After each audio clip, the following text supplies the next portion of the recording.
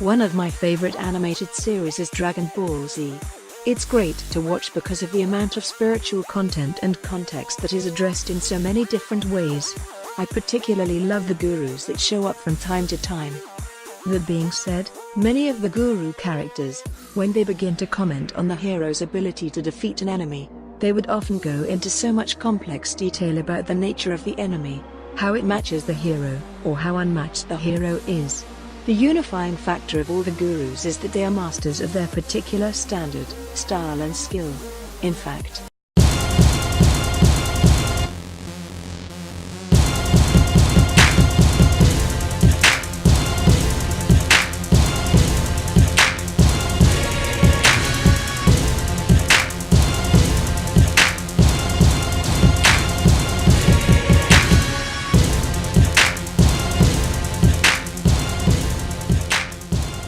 it is very rare that you ever see the hero taking on a guru. The gurus never take on gods either. So then one would ask, what is the purpose of the guru? Because for all intents and purposes the hero and the villain both listen to their gurus/master. This brings me to a rather valid but disturbing truth. In this field of alternative healing and parapsychological sciences, many call themselves guru. Well, I have to say that this is one of the most dire topics and could get a bit rocky, so bear with me as we get into it. What is a guru? Guru, Sanskrit. I asked.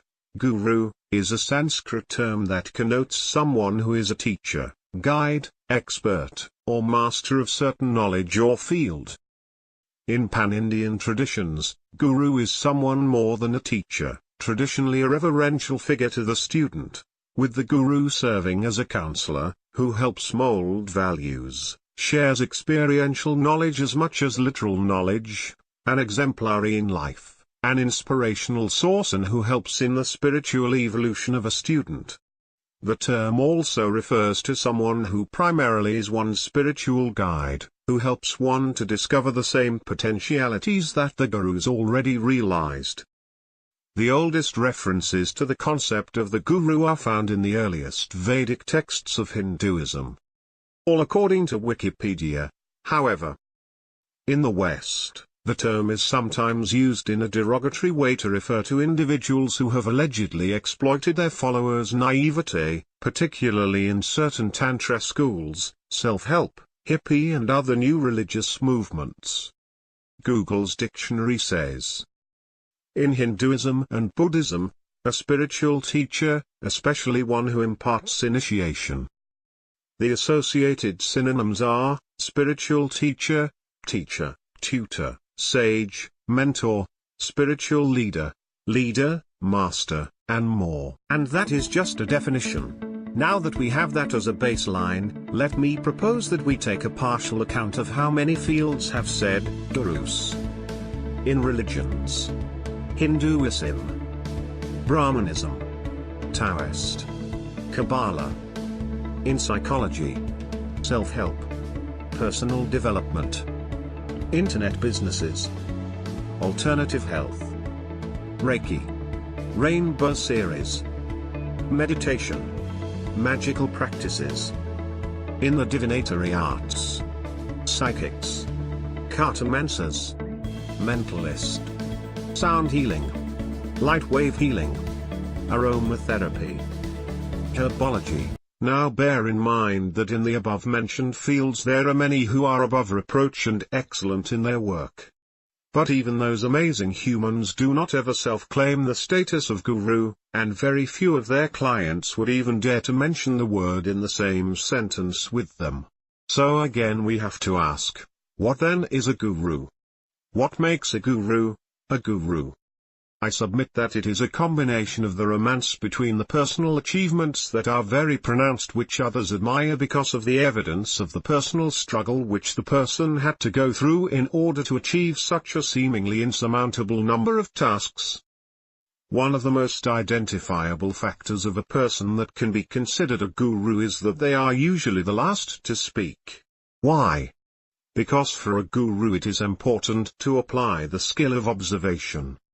A guru of truth understands that what you see is not always the whole story, so you must not speak but observe the entire event play out in order to understand the reason why choices are made and then gain an experience from the observation of the events.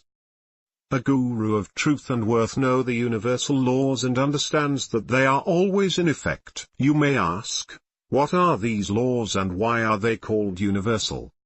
Well, I'm so glad you asked. The universal laws are so called because they were not made by man. They can be clearly observed happening in nature with or without man's interference, and even when man interferes, they simply readjust to their original course, finding ways around any discrepancy created by the interference. If you have been following the series so far, you will know that from the beginning I spoke on truth. Well, the set of universal laws is truth. To list them in the order, they are the following. 1. Mentalism. 2. Correspondence. 3. Vibration. 4. Polarity. 5. Rhythm. 6. Causation. 7. Gender. I like to point out here that I always include an 8th, which is 8. Care. These are the laws that the universe operates and governs itself by, and everyone that I know personally that has worked tirelessly towards achieving self-mastery is fully aware of these laws.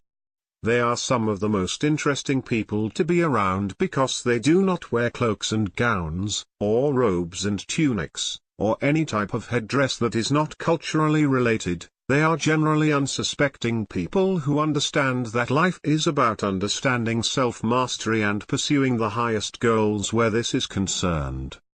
The purpose behind personal development is something that is also never discussed by most gurus. The truth is that the first law of the universe is that all that exists is mind.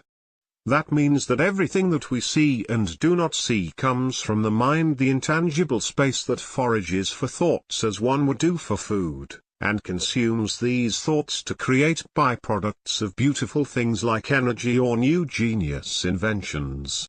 In order to think clearly about that kind of creative level and learn the skills that are required to do something great and phenomenal, you must train your mind to be disciplined to study the baseline concepts all the way to the advanced understandings.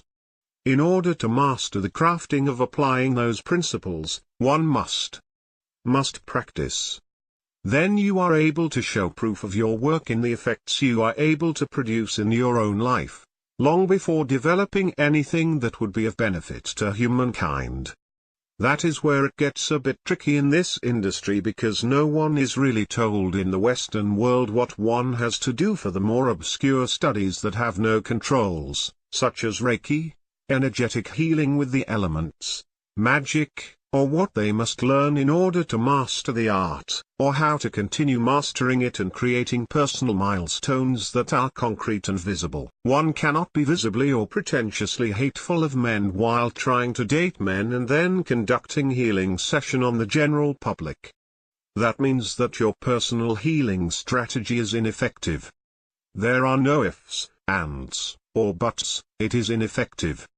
Your proof would be in the balancing of your personal emotional status and be giving yourself the tools to encounter meaningful relationships that are based on solid good principles that you actually want and recognize both lack and progress within yourself, and continuing on by maintaining those relationships successfully, whether they be platonic, romantic, or otherwise.